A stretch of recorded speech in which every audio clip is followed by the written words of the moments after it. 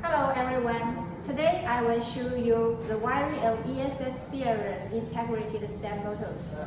On the motor back, you will find 2 terminal ports and a DIP switch. This is power port. This is control signal port,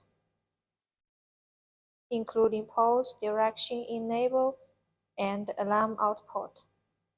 Here's the DIP switch. Now the motor has been wired up.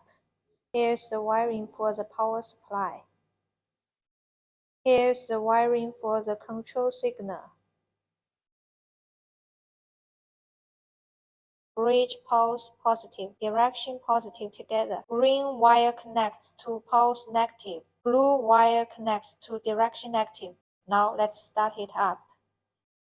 Speed up. Reversing direction. Stop. Easy, right?